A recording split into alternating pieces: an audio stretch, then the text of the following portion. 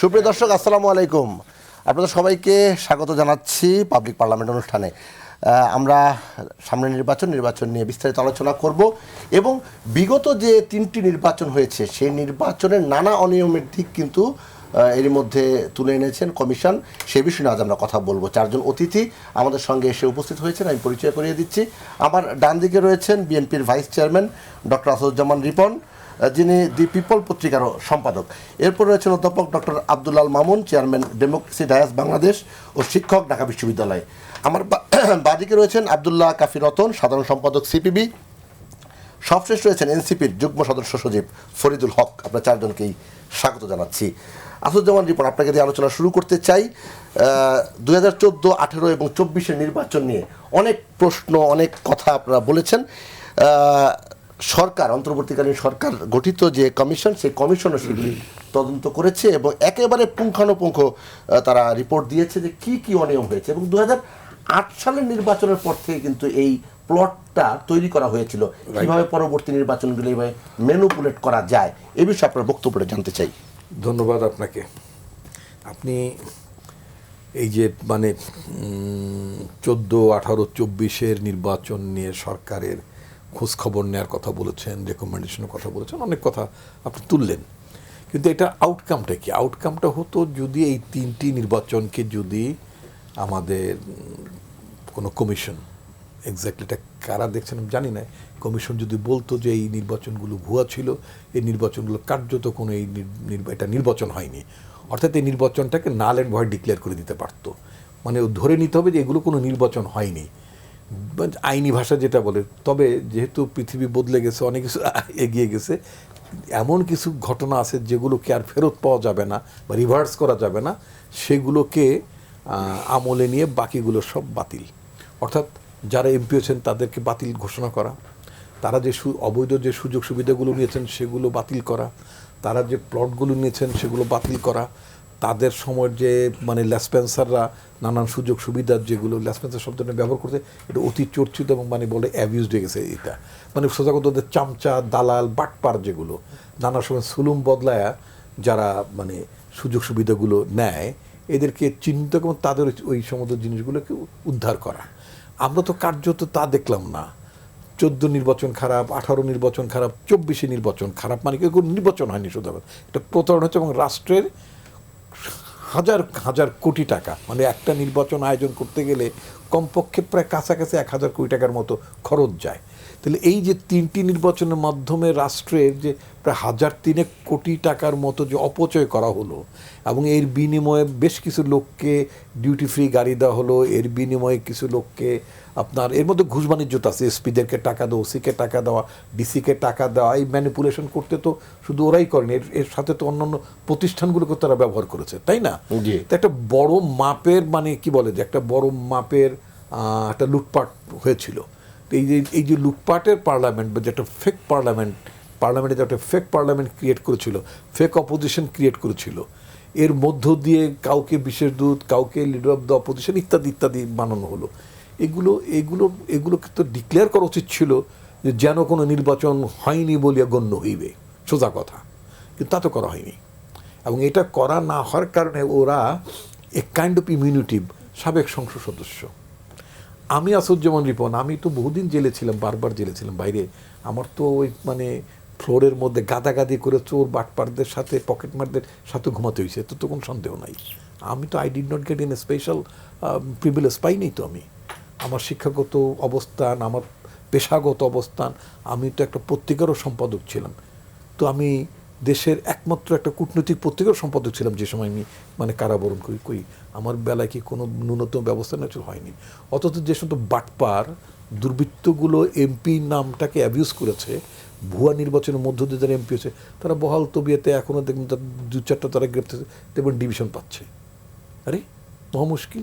তার চুরি বাটপারি করে যদি আপনি সচিব হতে পারেন, চুরি বাটপারি করে দুর্বৃত্তপনা করে আপনি আইজি, ডিআইজি এগুলো হতে পারেন, বা সিভিল সার্ভিসের একটু উচ্চ পদে যেতে পারেন, অথবা যদি আপনি এই সমস্ত ভুয়া এমপি হতে পারেন, you will get the division.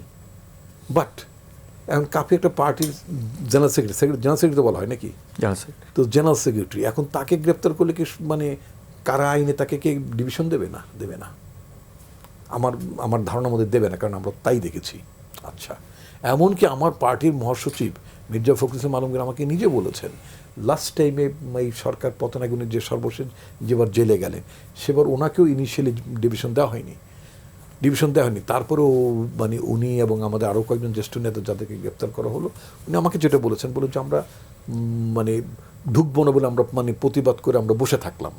মানে ওনাদেরকে অন্য মানে যেমন আমি সূর্যমুখী নামে একটা সেল আছে, সূর্যমুখী সেলে ছিলাম, এরকম রূপসা সেল আছে, নানা ধরনের সেল আছে। তো ওনাদের মতন লোককে পানিশমেন্ট দেওয়ার জন্য, এটা মেন্টাল পানিশমেন্ট, টর্চার করার জন্য কী করা হলো, একটা বয়স্ক মানুষ, হ্যাঁ, তাদের তো মানে উনি তো মন্ত্রীও ছিলেন, মানে প্রতিমন্ত্রী ছিলেন অবশ্য, তারপরে একটা পার্টির একটা মানে মহাসচিব, এমপি ছিলেন, একটা জেনুইন ভোটে তো উনি এমপিও ছিলেন। তো মানে তাকেও তিনি ছেলে ডিভিশন দেয়নি। পরে যখন এরা খুব মানে প্রতিবাদ করে যখন ঢুকবেন না, রাত হয়ে যাচ্ছে, ঢুকাতে পারছে না, ফাইনালি বোধ হয় ওই রাতে তাদের কোনো রকম এইভাবে রেখে পরের দিন হয়তো ডিভিশন ব্যবস্থা করছে। এই যে মানে অপচয় বলেন অথবা এই যে মানে রাষ্ট্রের বিভিন্ন পদগুলোকে অপব্যবহার করার প্রবণতা ছিল তৎকালীন সরকারের, মানে এটা তো একটা অপব্যবহার, তো ক্ষমতাকে অপব্যবহার। এটার বিরুদ্ধে আমি এক্সপেক্ট করেছিলাম টোটালি ভেরি ফ্র্যাঙ্কলি যে গণঅভ্যুত্থান পরবর্তী পরিস্থিতিতে এই যে নতুন মানে আমাদের যে মানে অন্তর্বর্তীকালীন সরকার, অর্থাৎ গণঅভ্যুত্থানের সরকারিতে, এইটা সোজা কথা, এটা আমাদের আকাঙ্ক্ষার সরকার, আমরা তো তাকে এন্ডোর্স করেছি। এই সরকারের তরফ থেকে এই 3টি নির্বাচনকে বাতিল ঘোষণা করা খুব দরকার ছিল। আব্দুল্লাহ কাফি রতন, রিপন ভাইয়ের একই বিষয়ে আপনার কাছে প্রশ্ন, শুধু কি এটা রিপোর্ট দিলে হয় কিনা, এটা রিপন ভাই মানে যেই ধারায় কথাগুলি বললেন, বিষয়গুলিকে আপনারা একই জিনিস মনে করেন? না, অবশ্যই, কারণ 2008 সালের পরে যে সরকারটা ক্ষমতায় আসে, তারা 2014 সালের 5 জানুয়ারি, 2018 সালের 30 ডিসেম্বর, 2024 সালের 7 জানুয়ারি যেই নির্বাচনগুলি করেছে, সেই নির্বাচনগুলিতে তো প্রথম নির্বাচন ছিল প্রার্থীবিহীন নির্বাচন, পরের নির্বাচন ছিল গভীর রাতের নির্বাচন, পরের নির্বাচন ছিল আমি আর ডামির নির্বাচন। ফলে জনগণ যে ম্যান্ডেট দিবে এবং জনগণের যে আপনার সম্মতি নিয়ে ক্ষমতায় যাওয়ার যে বিষয়টা, সেটা তো সেই সরকার করে নাই। এবং সেই সরকারের দলীয় মনোনয়ন পাওয়ার জন্য আপনার দলের নেতাকর্মীরা যেভাবে হলো কামড়াকামড়ি করেছে, যে যদি একবার মনোনয়ন পেয়ে যাই তাহলেই তো আমি এমপি। যেমন ধরেন, আমি একটা উদাহরণ দিই, আমি যেই আসন থেকে নির্বাচন করি, কুমিল্লা 5-এ 2018 সালের নির্বাচনের পরে যিনি এমপি হয়েছিলেন আব্দুল মতিন খসরু সাহেব, তিনি করোনায় মারা যান। তারপরে সেই আসনে নির্বাচন করার জন্য 35 জন আওয়ামী লীগ নেতাকর্মী দাবিদার হয়ে ওঠেন। 35 জন উপনির্বাচনে 35 জন দাবিদার হয়ে ওঠেন। এবং পরে সেখানে অনেক ছিলেন, জেনারেল ছিলেন, ব্যারিস্টার ছিলেন, কি বলে মন্ত্রীর পুত্র ছিলেন, তারপরে স্ত্রী ছিলেন, নানা রকম নানা কিসিমের মানুষ নির্বাচনে প্রতিদ্বন্দ্বিতা করেছেন। হ্যাঁ, সবাই ভাবছে সেই নমিনেশন পাবে। পরে শেখ হাসিনা ওইখানকার যে স্থানীয় আমাদের উপজেলা যিনি প্রেসিডেন্ট, তাকেই নমিনেশন দিল এবং বিনা প্রতিদ্বন্দ্বিতায় তিনি এমপি হয়ে গেলেন আর কি। তো এই যে এমপি হলে যে কি লাভ পাওয়া যায়, সেটা আমাদের রিপন ভাই বলছেন যে এমপি হলে গাড়ি পাওয়া যায়, বাড়ি পাওয়া যায়, প্লট পাওয়া যায়, সুযোগ সুবিধা পাওয়া যায়, রাঙামাটির কাঠ পাওয়া যায়, অনেক কিছু পাওয়া যায়। এইগুলির জন্যই হচ্ছে এমপি হওয়ার জন্য মানুষ পাগল হয়ে যায়। এইগুলির জন্যই নানা সুযোগ সুবিধা, ব্যবসা বাণিজ্য, সেগুলি করার জন্য এমপি হতে চায়। ফলে আপনি কি তখনকার কথা বলছেন না বর্তমানকে মাথা রেখে বলছেন? আমি তো এখনো কথা বলি। আবার আপনি যেমন ধরেন যে রাষ্ট্রপতি হলে বা হতে হলে বা হতে হলে যে ব্যবসা বাণিজ্য করা যাবে না, মন্ত্রী হলে আপনাকে আপনার ব্যবসা বাণিজ্য থেকে অবসর নিতে হবে, কিন্তু এমপি হলে তো হবে না। এমপি হলে কিন্তু ঠিকই ব্যবসা বাণিজ্য আপনি করতে পারবেন। ফলে এই যে সংবিধান, আমি এই পরিবর্তনটা চাই যে যদি কেউ একজন এমপি নির্বাচিত হয়, তাহলে সে কোনো ধরনের লাভজনক কারবারে থাকতে পারবে না, ব্যবসা বাণিজ্য, তার কোনো প্রতিষ্ঠান থাকতে পারবে না, তার কোনো ব্যবসা থাকতে পারবে না, কন্ট্রাক্টারি করতে পারবে না। তাহলে দেখবেন যে এমপি হওয়ার জন্য লোক খুঁজে পাবেন। It should be treated as a full time job. Of course. না, তাহলে স্ত্রী সন্তানদেরকে, ভাই বন্ধুদেরকে করাবে, সমস্যা কি? না, প্রথম কথা হচ্ছে যে আমাদের দেশে এমপির যেই সংজ্ঞা, এমপির কাজ কি, মেম্বার অফ পার্লামেন্টের কাজ কি, আইন প্রণয়ন করা। এখন তার কাজ পুরো হয়ে গেছে, হলো আপনার হলো স্থানীয় সরকারের যিনি উপজেলা চেয়ারম্যানের যে কাজ, ইউনিয়ন পরিষদের চেয়ারম্যানের যে কাজ, সেই কাজ আজকে এমপি করে। ফলশ্রুতিতে দেখা গেছে যে আপনার এমপি একটা এখন ভালো ব্যবসা, ইটস এ গুড বিজনেস। আপনি ইনভেস্ট করবেন, তার চেয়ে 3 গুণ 4 গুণ 5 গুণ 10 গুণ, আপনার যদি ক্ষমতা বেশি থাকে, আপনার যদি যোগাযোগ বেশি থাকে, আপনি আরও বেশি গুণ টাকা পয়সা হলো কামাবেন। ফলে শেখ হাসিনা যে এই নির্বাচনগুলি করেছে, যেটা রিপন ভাই দাবি করছেন, আমিও দাবি করি, যদি এই ধরনের কোনো রিপোর্ট বের হয়ে থাকে তাহলে ওই 3টা নির্বাচনকে নাল অ্যান্ড ভয়েড ঘোষণা করা হোক, এবং এই যে এমপিরা যে সুযোগ সুবিধাগুলি পেয়েছেন সেইগুলি হলো বাতিল করা হোক, এবং তারা যেই সুযোগ সুবিধা গ্রহণ করেছেন, আমি বলবো না যে সুদে আসলে সেটা নেওয়া হোক, অ্যাটলিস্ট যা গ্রহণ করেছেন সেগুলি ফেরত না হোক। জি, অধ্যাপক ডক্টর আব্দুল্লাহ আল মামুন, এই যে আলোচনা হলো মেম্বার অফ পার্লামেন্ট, আসলে এটা কি ব্যবসা? ইন্টারেস্টিং প্রশ্ন, কিন্তু যে জায়গাতে কাফি ভাই শেষ করলেন ওই জায়গা থেকে যদি শুরু করি অবশ্যই, এবং রিপোর্ট ভাই একটা ভালো ইন্ট্রোডাকশনও দিয়েছেন, তা তো অবশ্যই ব্যবসা। এবং যেভাবে রাজনীতিবিদদের দূরে রেখে ব্যবসায়ীদের মাধ্যমে দেশ পরিচালনা করা হয়েছে নিজেদের স্বার্থে, এবং একটা জায়গায় আমরা ভুলে যাচ্ছি, ইট ওয়াজ এ নেক্সাস, শুধুমাত্র এমপিত্ব না, যে আমরা শুধুমাত্র যে আমি নিজে ইনকাম করছি তা না, এটা একটা প্রফিট শেয়ারিং মডেল, সেটা একটু খেয়াল রাখতে হবে, যে যার সাথে প্রধানমন্ত্রী, তার সন্তান, প্রশাসন, প্রাইম মিনিস্টার অফিস, শীর্ষ নেতৃত্ব সবাই জড়িত ছিল। এবং এই যে এত বড় দুর্বৃত্তায়ন হলো, সেটা ব্যাংকিং সেক্টরে হোক, সেটা ডেভেলপমেন্ট সেক্টরে হোক, সেটা লোকাল গভর্নমেন্টে হোক, যেখানেই দেখেন আপনি, এটা কিন্তু একটা নেক্সাস। আমরা ওই আলোচনাটা কিন্তু করছি না, কাবি ভাই যেখানে থামলেন, রিবন ভাই ব্রডলি ডিফাইন করেছেন, সেটা যদি আমরা দেখি তাহলে একটা ব্যবসা কীরকম, সাধারণ মানুষের ম্যান্ডেটকে উপেক্ষা করে, তাদেরকে জিম্মি করে এক ধরনের একটা ম্যান্ডেট নিয়ে রাষ্ট্র পরিচালনার দায়িত্বের নামে লুটপাট, এবং যার প্রধান জায়গাটি ছিল নির্বাচন, একটা নির্বাচন, কোনো রকমের নির্বাচন পার করা। আজকে রিপোর্টের পার্সপেক্টিভে যদি আপনার প্রশ্নটা আমি উত্তর দিই, দেখেন এটা যদি ফার্স্ট স্টেপ হতো যে না গত জুন মাসে গঠিত হয়েছে এবং এখন তারা একটা রিপোর্ট দিল, সময় কম পেয়েছে, কিন্তু এই রিপোর্টের সবচেয়ে বড় ফ্ল যেটা, সেখানে একটা স্টেটমেন্ট আছে যে যারা জড়িত ছিল এই নির্বাচনের কাজে, 3টি নির্বাচনে, তাদের সংখ্যাটা এত বেশি যে সেটা নির্ধারণ করা সম্ভব হয়নি। তো আমি নামটা না বলি, আমাদের আমি একজনের সাথে কথা বললাম, যেহেতু আজকে এটা আলোচনা হতে পারে টক শোতে, এই জন্য আমি একটু কথা বলে আসলাম। তো আমি প্রশ্নটা করলাম যে কোন ম্যাথোডোলজি অ্যাপ্লাই করেছেন, কাদের ইন্টারভিউ করেছেন, তো সেম রেসপন্স পেলাম আমি, যে এটা আসলে সংখ্যাটা এত বেশি, বাট আমরা নির্বাচনের সাথে যারা জড়িত তাদের কথা বলেছি, কিছু কিছু অন্যান্য দলের যারা নির্বাচনে অংশগ্রহণ করেছে তাদের সাথে কথা বলেছি।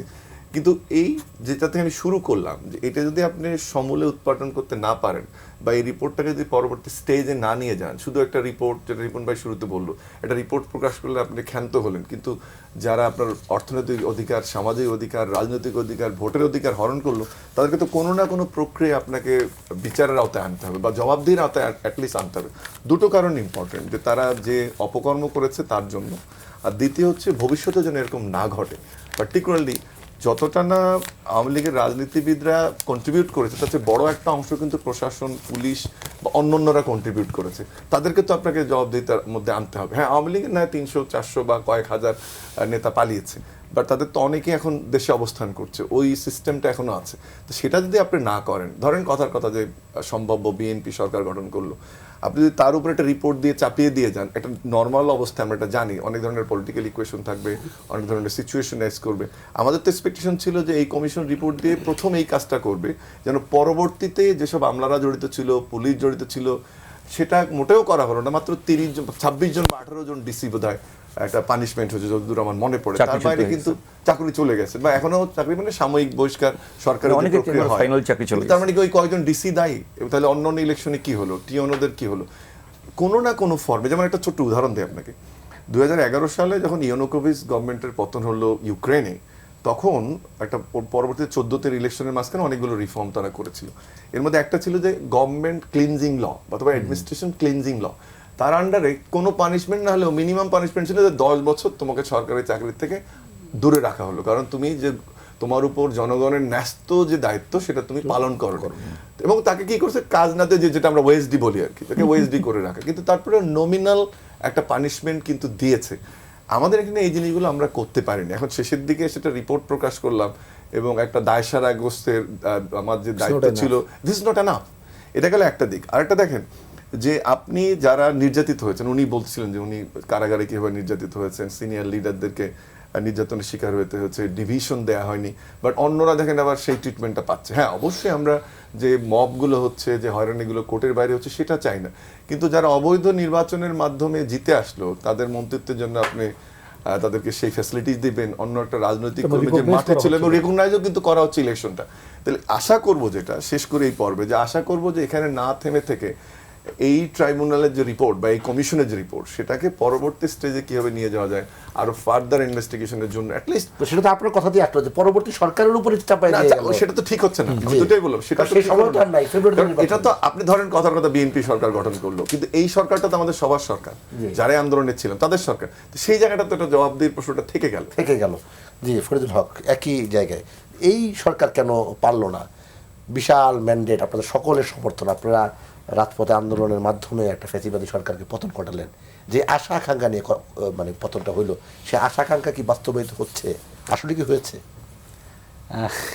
এটা পারেনি। এটা ধরেন সহজ, একদম সহজ উত্তর হচ্ছে গিয়ে দায় চাপায় দেন কিংস পার্টির উপরে। একটু মানে জোকস করলাম। ব্যাপারটা হচ্ছে যে সরকার তার যেটা হয়েছে যে মানে এটা এখন শেষের দিকে সেই কথাগুলো বলাটাও খুব মুশকিল। সরকার তার প্রায়োরিটিগুলো সেট করতে পারেনি, তার প্রায়োরিটিগুলো ছিল ভিন্ন জায়গায় এবং আমাদের আকাঙ্ক্ষা ছিল আরেক জায়গায়। আবার আকাঙ্ক্ষার মধ্যে ধরেন রাজনৈতিক দলগুলোর আকাঙ্ক্ষা একরকম, জনগণের আকাঙ্ক্ষাগুলো আর এক রকম, এরকম, এবং সরকারের প্রায়োরিটিটা ছিল আর এক রকম। এই সবগুলোকে ম্যানেজ করার জন্য যেরকম দক্ষতা, যোগ্যতা, মানে আকাঙ্ক্ষা তো খুব স্বাভাবিক। মানে আপনার এখানে ধরেন 4 জনকে আপনি ডাকছেন, তো 4 জনই তো কথা বলবে, তো 4 জনকে ম্যানেজ করার তো আপনার একটা ক্যাপাসিটি থাকতে হবে। সরকারের ক্যাপাসিটিটা থাকা দরকার ছিল, কিন্তু ওই ক্যাপাসিটিটা সরকারের ছিল না। এবং সরকারের যেহেতু বিভিন্ন ব্লকের লোকেরা সরকারের মধ্যে ছিল কিংবা আছে, সরকারকে বিভিন্নভাবে প্রভাবিত করার চেষ্টা করছে, প্রত্যেকে তার তার এজেন্ডা নিয়ে কাজ করছে বলে আমি যেটা বুঝি। বাইরে থেকে আমি খুব ভেতরের খবর জেনে বলতেছি তা না, এটা আমার ধারণা, ভুল হতে পারে। তবে রিপোর্ট সম্পর্কে আমার যেটা, অনেকগুলো কথা ওনারা বলছেন, ওইগুলো আমি রিপিট না করলে আমার যেটা ওই মানে ওনাদের একটু কথা রিপিট করতেই হয়, সেটা হচ্ছে যে রিপোর্টে বিশেষত রিপন ভাই যেটা বলছেন এইটা খুব গুরুত্বপূর্ণ, যে যারা এই পুরো অপকর্মটার বৈধতাটা দিল, পুরো সুবিধাটা নিল, যেই এমপি বছরে প্রায় 5 কোটি টাকা কিংবা 5 বছরে প্রায় কয়েক কোটি টাকা, আমি ঠিক অ্যামাউন্টটা জানি না, যেটা একদম বৈধভাবে যে রাষ্ট্রীয় তহবিল থেকে নেয় পাবলিকের টাকা, এই টাকাটা তো সে নিয়ে গেছে। এই টাকা তো আপনি প্রথমত ফেরত চাইতে হবে, এই নির্বাচন করে যারা ছিল। তারপরে এই ফ্যাসিবাদের উত্থান, তত্ত্বাবধায়ক সরকার ব্যবস্থা বাতিল সহ যাদেরকে যে প্লটগুলো দেওয়া, যাদেরকে প্লট দেওয়া হয়েছে, যে যে সুবিধা দেওয়া হয়েছে, এইরকম মানে এইটার লিস্ট যদি করেন, যে বলতেছে যে অগণিত, যেটা ওই যে মামুন ভাই যেটা বললেন অগণিত হলো, ধরেন একটা অপরাধ যদি ধরেন অনেক মানুষ মিলে করে, তখন কিভাবে আসলে এটা বিচার করে? আমি আইনের লোক না, কিন্তু এতটুকু তো কাণ্ডজ্ঞান দিয়ে বুঝি যে যারা এটা সংগঠিত করার পেছনে কি বলে যে পরিকল্পনা করেছে, নির্দেশ দিয়েছে, আপনি তাদেরকে শুধু করেন, আলাদা করেন, তাহলে তো এটা হয়ে যায় যে কতজন এমপি, কতজন ডিসি, কতজন ইউনো, কতজন এসপি, কতজন ওসি, এটাকে শুধু আপনি করেন, তাহলে তো আপনি বুঝতে পারবেন যে ঘটনাটা কী ছিল। এবং এটা তো খুব পরিষ্কার, আপনি বোঝেন যে বাংলাদেশ রাষ্ট্র যেভাবে ছিল এখন পর্যন্ত, এর বাইরে কি আসলে করা সম্ভব? যে ধরেন 64 জেলার ডিসি, আপনার 64 জেলার এসপি, 500 ওসি, 500 ইউনো, এটা ছাড়া এত বড় কর্মযজ্ঞ করা সম্ভব? এই লোকগুলো তো চিহ্নিত, কে কে ওই সময় দায়িত্বে ছিল, এই লোকগুলো তো চিহ্নিত। এখন এই লোকগুলোকে যদি আপনি, এই লোকগুলোর উপরে হাত যদি দিতে না পারেন, এই লোকগুলোকে যদি আপনি জবাবদিহিতার আওতায় আনতে না পারেন, শাস্তির সুপারিশ করতে না পারেন, তাহলে এই রিপোর্টকে, এর ওই আগে আমরা বরাবর যেটা দেখেছি যে একটা কমিশন হয়, একটা রিপোর্ট দেয়, সুপারিশ হয়, তারপরে শেষ। এই গণ-অভ্যুত্থানের পরে যেটা আমরা আশা করেছিলাম, সেটা এই রিপোর্টে মোটেই আসেনি। একটা ব্যাপার হচ্ছে যে যারা ধরেন ইলেকশন করেছিল, এখানে 18 সালের নির্বাচনে বিএনপি সহ বিরোধী, এই সুপারিশের মধ্যে এটা কিন্তু আছে যে বিরোধী দলকে একটা পরিস্থিতি তৈরি করে তাদেরকে নির্বাচনে নিয়ে যেয়ে এক ধরনের ঠক দেওয়া।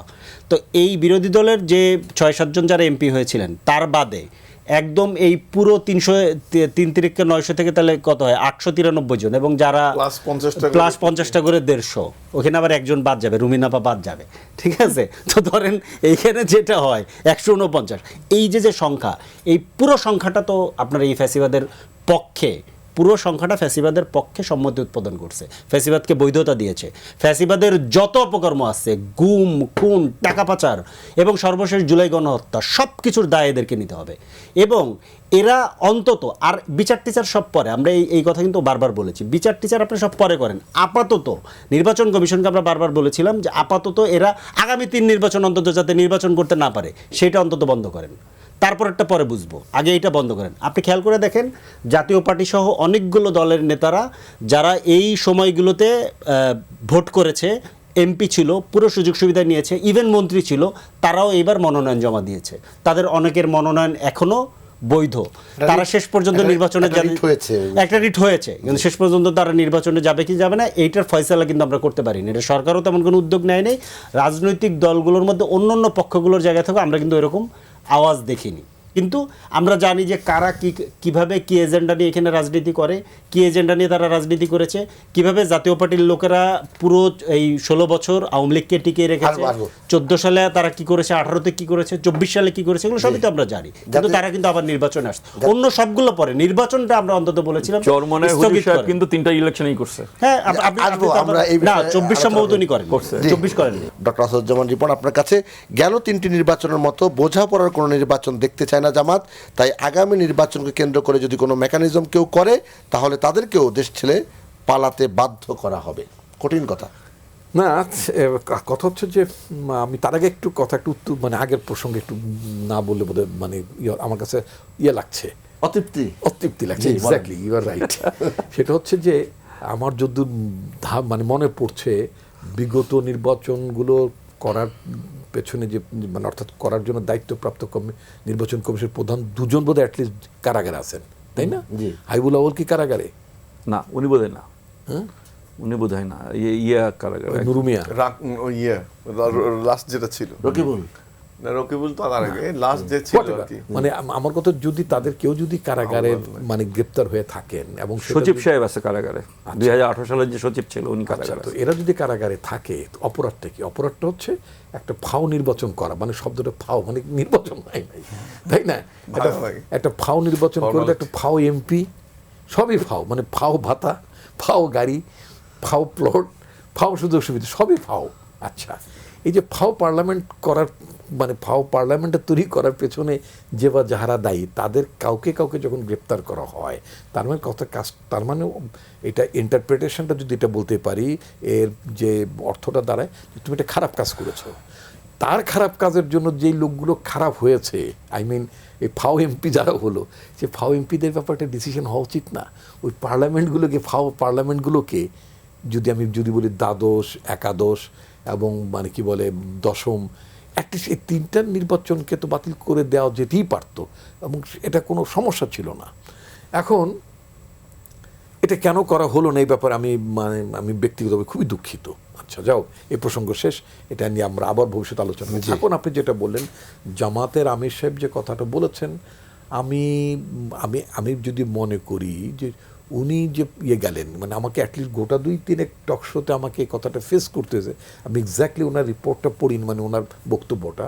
উনি যখন আমাদের পার্টি চেয়ারম্যানের সাথে যখন দেখা করতে গেলেন, সেখানে নির্বাচন পরবর্তীতে মানে একটা জাতীয় সরকার গঠনেরও তো একটা আকাঙ্ক্ষা ব্যক্ত করেছিলেন। নির্বাচনের পরে বসে এরপর নির্বাচন মানে সরকার গঠনের বিষয়ে কথা বলবে, এমন বিষয়টা ছিল। বিষয়টা এরকম ছিল না? আচ্ছা, যদি তখন আমার প্রশ্ন ছিল, বিং এ সিটিজেন, আমার তো দলের পরিচয়ের বাইরে তো আমার একটা নাগরিক পরিচয় তো আছে, নাগরিক ভাবনা থাকতে পারেন, এটা তো আর আমি মানে ইট ইজ নট সোল্ড নাকি, এটা তো আমার আছে। তা আমার বক্তব্য হচ্ছে, সবাই যদি জাতীয় সরকারে চলে আসে, পার্লামেন্টে বিরোধী দলের অস্তিত্ব থাকে নাকি? তো এটা হাসিনা মার্কা পার্লামেন্ট হয়ে যায়, অর্থাৎ বিরোধী দলের নেতা তিনি হবেন বিশেষ দূত প্রধানমন্ত্রী, তারা হবে মন্ত্রী, যা হয়েছে জিএম কাদের, আনিসুল মাহমুদ ঠামুদেরা ছিলেন না। আমরা তো ওই জায়গাটায় ফেরত যেতে চাই না। এই 5ই আগস্টের যেই 5ই আগস্টের যে একটা অভ্যুত্থান হলো, এত মানুষের আত্মদান, এত মানে এটা তো নারী, মানে আমরা তো নারীদের কথা ভুলে যাই, খালি ছাত্র জনতা বলি, এদের আমাদের অনেক নারীর অবদান ছিল বিগত অভ্যুত্থানটায়। মানে সকল শ্রেণী পেশা, পুরুষ নারী সবাই মিলে সবাইটাকে নিজেদের দায়িত্ব মনে করেছিলেন এই ফ্যাসিস্ট সরকারটাকে ক্ষমতা থেকে নামানোর জন্য। তো তার সেই আকাঙ্ক্ষার পরে কি আমরা আবার ওই একটা আমি ডামি সরকার নাকি? মানে কি কোনো বিরোধী দল থাকবে না? What is this? এটা কোনো কথা হলো নাকি? বিরোধী দল থাকবে, শক্তিশালী বিরোধী দল থাকবে, সরকারকে আপনি অ্যাকাউন্টেবল করেন, সরকারের পলিসিগুলোকে ট্রান্সপারেন্সির মধ্যে আনার চেষ্টা করেন, চাপ সৃষ্টি করেন, তাই না? তাহলে তো একটা ভাইব্রেন্ট মানে পার্লামেন্ট হতে পারে। বিরোধী দল তো সারা পৃথিবী তো মানে উন্নত দেশগুলোতে বিরোধী দল তো একটা মানে সরকারি অংশ এক হিসাবে। বিরোধী দল ছাড়া তো সরকার হয় না, সরকার না থাকলে বিরোধী দলও হয় না। তা আমরা সেই জায়গাটিতে না, যে ওই সপ্তাহখানেক আগে শুনলাম যে মানে আকাঙ্ক্ষা শুনলাম যে জাতীয় সরকার নির্বাচনের পরে সবাই মিলে একটা সরকার গঠন করার কথা শুনলাম। অন দ্য আদার হ্যান্ড এক সপ্তাহ পরেই যখন আবার এই কথাটা, যেটা এটা আমার কাছে খুব ডিসেন্ট মনে হয়নি। I must say decent, not sound decent না। মানে পালাতে হবে কেন? আরে আমরা কি বানের জলে ভেসে আসা পার্টি নাকি? ওয়াই?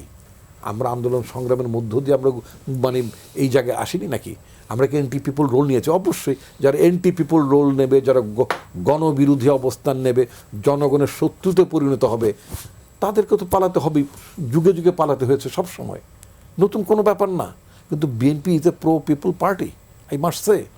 আমাদের পার্টির নেতা তারেক রহমান এই পর্যন্ত যতগুলো এখনও তো বিশদ, যেহেতু নির্বাচনের ফর্মালি এটা মানে এখনও মানে কার্যক্রম শুরু হয়নি, আমাদের পার্টির স্তরেই আপনারা জানতে পারবেন। মিন হোয়াইল আমাদের প্লেজেস, আমাদের প্রমিসেসগুলো আমরা তো মানে রাষ্ট্র কাঠামো সংস্কারের জন্য তো আমরা অনেকগুলো দফা দাবি পেশ করেছি।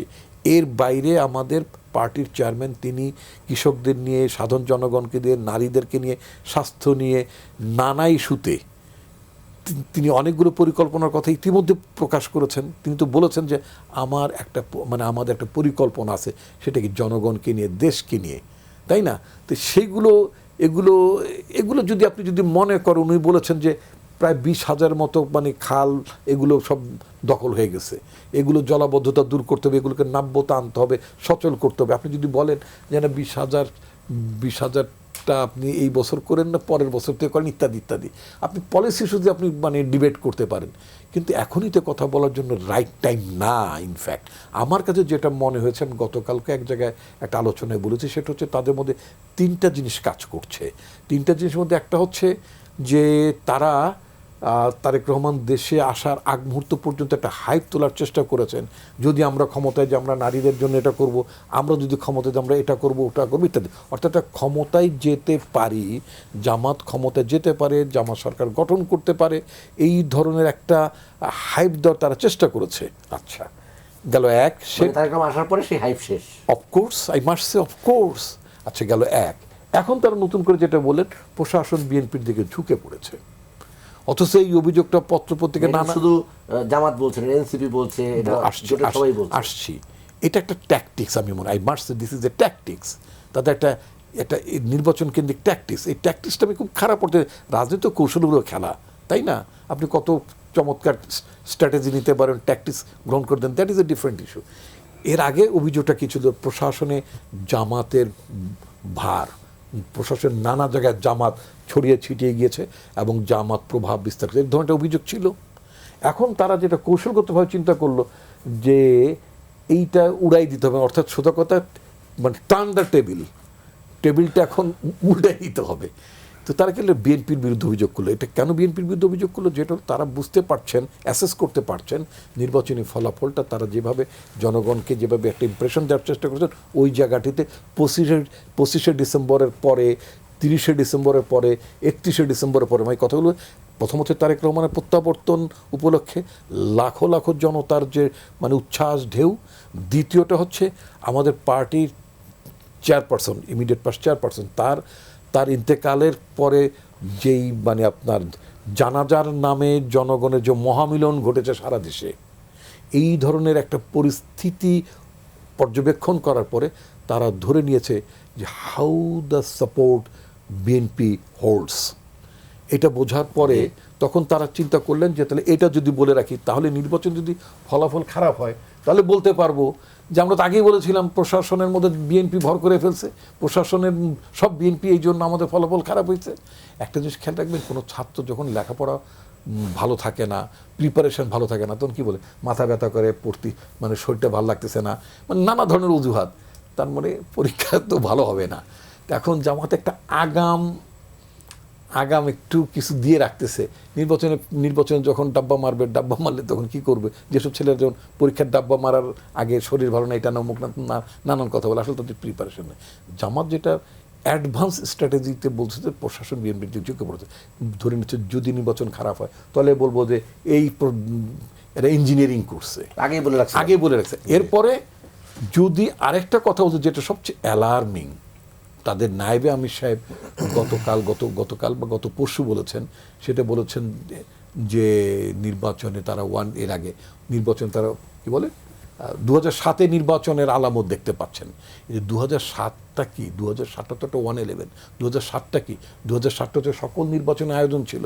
নির্বাচনের আয়োজনের মধ্য থেকে হঠাৎ করে হোসেন মোহাম্মদ এরশাদের মনোনয়ন যখন বাতিল হয়ে গেল, তখন আওয়ামী লীগ একটা প্লি খুঁজে পেল এবং বললো কি এই নির্বাচনে যাওয়া যাবে না, এই পুরো প্রশাসন বিএনপির দিকে ঝুঁকে গেছে, মানে এখন যেরকম বলতেছে, অতএব নির্বাচন বয়কট করলাম, উইথড্র করলাম, মার্কা টার্কা গেছে, পোস্টার লাগেছে, সব কিছু হয়ে গেছে, অল অন এ সাডেন তারা ব্যাক আউট করলো। একটা থ্রেট, প্রচ্ছন্ন একটা থ্রেট তারা দিয়ে রেখেছে, যদি দেখে যে ফলাফল খুব ভালো না, আগাম বলে রাখলো। কিন্তু এটা জনগণকে এত আতঙ্কের মধ্যে রাখার দরকারটা কি? জনগণ তো দীর্ঘদিন একটা নির্বাচন তো বঞ্চিত, একটা নির্বাচন হওয়া দরকার, একটা নির্বাচিত সরকার দরকার, একটা নির্বাচিত পার্লামেন্ট দরকার। আপনি সে গভর্নমেন্টটাকে অ্যাকাউন্টেবল করেন না, সে গভর্নমেন্টটাকে হেল্প করা দরকার। এখন সত্যি কথা, আমরা যদি দেশটাকে সবাই মিলে তো আমাদের গড়তে হবে, ভালোবাসতে হবে দেশটাকে, তাহলে আমরা কি করতে পারি? সবাই মিলে একটা নির্বাচিত সরকার আসার পথকে প্রশস্ত করি, জনগণ যাকে ভোট দেয় তাকে আমরা ওয়েলকাম করি, এবং সেই সরকারকে আমরা জবাবদিহিতার মানে প্রতি মুহূর্তে জবাবদিহিতার মধ্যে রাখবো, এবং এমন একটি ব্যবস্থা করব যে সরকারকে প্রশ্ন করা যায়, প্রতি পদে পদে প্রশ্ন করা যায়। কারণ প্রশ্নহীন রাষ্ট্র, প্রশ্নহীন সমাজ আসলে কোনো গণতান্ত্রিক সমাজ নয়। আমরা সেই জায়গাটায় যেতে চাই। আব্দুল্লাহ গাফির রতন, জনগণকে আসলে আতঙ্কে কিনা, মানে আমাদের আসাদুজ্জামান রিপন আতঙ্ক সৃষ্টি করার চেষ্টা মানে করা, দীর্ঘ আলোচনা, আপনার কাছে কি মনে হয়? আপনারা তো একেবারে মাঠ থেকে বিচ্ছিন্ন না, আপনারা তো একেবারে আপনি যে প্রশ্নটা রিপন ভাইকে করছেন, সেই সময় মনে মনে একটা প্রবাদ মানে আমার মনে জেগে উঠছে যে যার মনে যা ফাল দেয়া উঠে তা। রাইট। এই যে জামাত ইসলাম বলতেছে যে আপনার কি বলে আপনার মানে নির্বাচনের যে বিষয়গুলি নিয়ে তারা বলতেছে যে ভাগাভাগি নির্বাচন হবে, আসলে ভাগাভাগি নির্বাচন তো চায় জামাত ইসলাম। আমার কাছে হলো কংক্রিট ইনফরমেশন নাই, কিন্তু লন্ডনেও তো আমাদের বন্ধুবান্ধবরা আছেন, আমাদের পার্টিরও কিছু শাখা কমরেডরা আছেন। এই যে তারেক রহমান সাহেব 25শে ডিসেম্বর দেশে ফিরলেন, 17ই ডিসেম্বর হলো শফিকুর রহমান সাহেব হলো লন্ডন গেলেন, কেউ কিন্তু জানে না। লন্ডন যাওয়ার পরে কিন্তু জানে মানুষ। 4 দিন ছিলেন বা 3 দিন ছিলেন, 21 তারিখ আবার সকালবেলা এসে উনি হাদির জানাজায় অংশগ্রহণ করেছেন। তো কেন গেলেন 3 দিনের জন্য? অনেকে বলে, লন্ডনের থেকে আমার একজন সহযোদ্ধা বলছে, অনেক কষ্ট করে নাকি তিনি লন্ডনে তারেক রহমানের সাক্ষাৎ পেয়েছেন, এবং সেইখানে তার একটাই ছিল যে তারা যেন ব্যবস্থা করা হয় জামাত ইসলামের জন্য, যে জামাত ইসলাম সংসদে বিরোধী দল হিসাবে হলো স্বীকৃতি পায়, মিনিমাম 30 থেকে 35টা আসনে যেন পায় জামাত ইসলাম, সেইটা যেন দেখে তারেক রহমান। এটা আমার ইনফরমেশন, আমি বললাম তো, আমি কংক্রিট কোনো ইনফরমেশন দিতে পারবো না। এটা between Tarek Rahman and Shafiqur Rahman. Public প্রোগ্রামে আমি এটা দায়িত্ব নিয়ে বলছি যে এইটা মানে এগুলি কোড হয় তো অনেক জায়গায়। হ্যাঁ, আমি আমার দায়িত্ব নিয়ে বলতেছি। তারপরে যে উনি গেলেন তারেক রহমান সাহেবের সঙ্গে দেখা করতে, তার 3 দিন পরে আমরা গিয়েছিলাম, আমাদের গণতান্ত্রিক যুক্ত ফ্রন্টের নেতৃবৃন্দ আমরা গিয়েছিলাম। আমরা জিজ্ঞেস করেছিলাম যে এই যে মানে জাতীয় সরকারের কথা বলা হচ্ছে, আসলে কি আপনারা এই ধরনের একটা দলের সাথে জাতীয় সরকার গঠন করবেন? বলছে তো আমি তো এটা বলি নাই, এটা তো উনি বাইরে গিয়ে আমার সঙ্গে দেখা করে গিয়ে বাইরে গিয়ে উনি ওনার মতো করে বলেছেন। তার মানে বিএনপির দিক থেকে জাতীয় সরকার গঠন করার কোনো প্রস্তাব নাই। ওই প্রস্তাবটা হচ্ছে জামাত ইসলামের পক্ষ থেকে। কারণ জামাত ইসলাম বুঝে গেছে ওরা যে ওভারপ্লে করেছে এবং যেই হাইপটা তোলার চেষ্টা করেছে এবং যে ভাবটা তোলার চেষ্টা করেছে, দেন ডাকসুতে নির্বাচনে জয়লাভ করেছে, জাকসুতে করেছে। আমি এটা বলি, 72 সালে ছাত্র ইউনিয়ন চিরাং বিশ্ববিদ্যালয়ের জেনারেল সেক্রেটারি ছাড়া প্রতিটা বিশ্ববিদ্যালয়ের প্যানেল কিন্তু ছাত্র ইউনিয়ন পেয়েছিল। কিন্তু 73 সালে নির্বাচনে কমিউনিস্ট পার্টি কিন্তু বা ন্যাপ একটা আসনও পায়নি। ছাত্র সংসদ নির্বাচনে জয়লাভ করা মানেই জাতীয় নির্বাচনে জয়লাভ করা না। ফলে তারা একটা চায় যে আমাদেরকে ভাগাভাগি একটা সমঝোতার মতো আসেন, নিশ্চয়তা চায় যে 30টা পাইলে হলো সংসদে বিরোধী দলের মর্যাদা পাওয়া যায়, সুতরাং 30টা 35টা আসন আমরা যেন পাই সেই ব্যবস্থা আমাদের করে।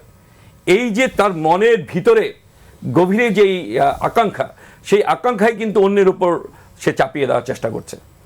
ফলে জামাত ইসলাম যেই খেলা খেলবে, রিপন ভাই বলছে যে সে একটা খেলা খেলছে। জামাত ইসলাম দেখেন একবারে 5ই আগস্টের পর থেকে কি বলছে, শুধু নির্বাচন নিয়েই বলি। আমি একটা টকশোতে ছিলাম, জামাতের টকশো না মানে একটা ওই যে বিভিন্ন এনজিও প্রোগ্রাম করে ওখানে ছিলাম, সেখানে রাউন্ড টেবিলে ছিলাম। সেইখানে এই জামাত ইসলামের নেতা, নাম বলছি না, জামাত ইসলামের নেতা বলছে যে স্থানীয় সরকারের নির্বাচন ছাড়া কোনো নির্বাচন করতে দেওয়া হবে না। প্রথমে স্থানীয় সরকারের নির্বাচনের কথা বলছে যে এটা না হলে কোনো নির্বাচন করতে দেওয়া হবে না। তারপরে বলছে যে সংখ্যানুপাতিক নির্বাচন হইতে হবে, না হলে কোনো নির্বাচন করতে দেওয়া হবে না। তারপরে বলছে যে সনদ স্বাক্ষর করতে হবে, না হলে কোনো নির্বাচন দেওয়া হবে না। তারপরে বলছে গণভোট আগে হইতে হবে, তার না কোনো নির্বাচন করতে দেওয়া হবে না। এখন জামাত ইসলাম তো সব কিছুই মেনে নিছে।